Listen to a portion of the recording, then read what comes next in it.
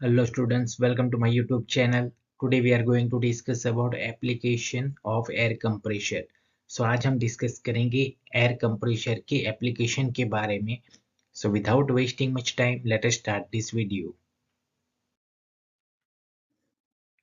Application: to operate pneumatic tools such as drills, hammers, spanners, riveting machine, etc.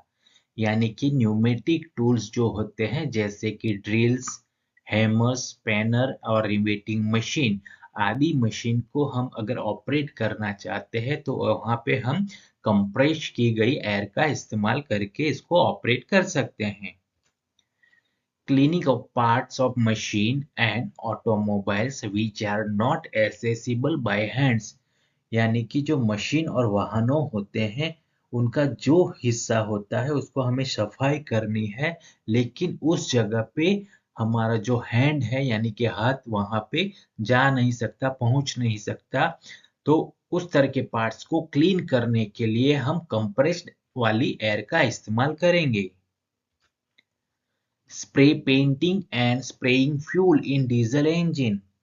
जो diesel engine होता है उसमें spray painting और जो फ्यूल होता है यानी कि ईंधन होता है उसका जो स्प्रेइंग यानी कि छिड़काव करने के लिए भी कंप्रेस्ड एयर का इस्तेमाल होता है.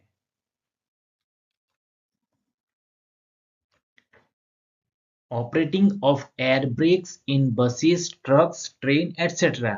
यानी कि जो बस होती है, ट्रक होती है और ट्रेन जैसी जो वाहने होते हैं उसके अंदर एयर ब्रेक्स होती है जिसको ऑपरेट करने के लिए भी कंप्रेस्ड एयर का इस्तेमाल होता है.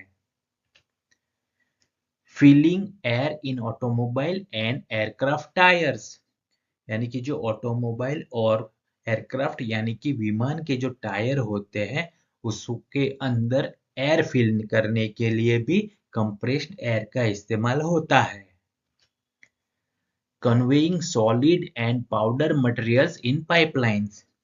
जो भी पाइपलाइन होती है उसके अंदर से हमें सॉलिड और पाउडर जैसा मटेरियल को अगर कन्वे करना है यानी कि एक जगह से दूसरी जगह पे ले जाना है तो इस टाइम पे भी हम कंप्रेस्ड एयर का इस्तेमाल करेंगे. Operating water pumps and elevators.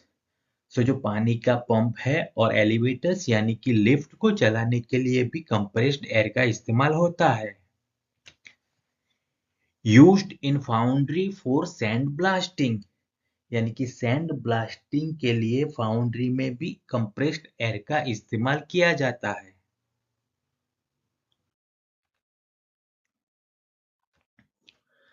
For supercharging and starting of IC engine.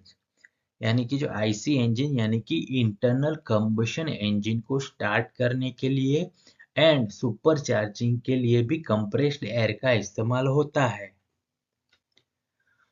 For food processing and spraying of insecticides. यानी कि जो फूड प्रोसेसिंग जिसे हम बोलेंगे खाद्य प्रसंस्करण और इंसेक्टिसाइड्स यानी कि कीटनाशकों के छिड़काव के लिए भी कंप्रेस्ड एयर का इस्तेमाल होता है.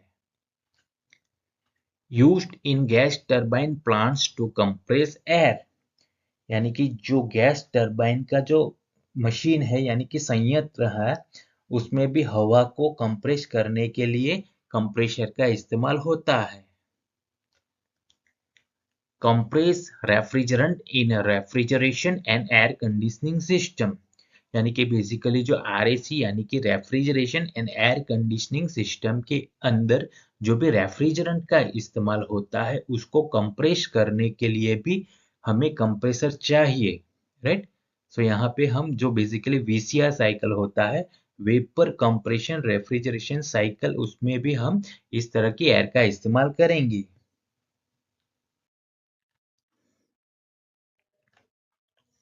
For operating blast furnaces. यानी कि जो भी ब्लास्ट फर्नेस होता है, फर्नेस यानी कि भट्टी जो होती है उसमें भी इस तरह की कंप्रेस्ड एयर का इस्तेमाल किया जाता है. For glass blowing in bottling plant. यानी कि बॉटलिंग प्लांट यानी कि जो बोतल बनाने के लिए जो भी प्लांट होता है इसमें ग्लास ब्लोविंग के लिए भी एयर कंप्रेसर का इस्तेमाल होता है. Manufacture of acid and chemical products such as soda ash. Acid और सोडा एस जैसे केमिकल प्रोडक्ट यानी कि रासायनिक उत्पादकों का निर्माण करने के लिए भी एयर कंप्रेशर यानी कि कंप्रेस्ड एयर का इस्तेमाल होता है। Thank you for watching. Like, comment, share and subscribe to my channel.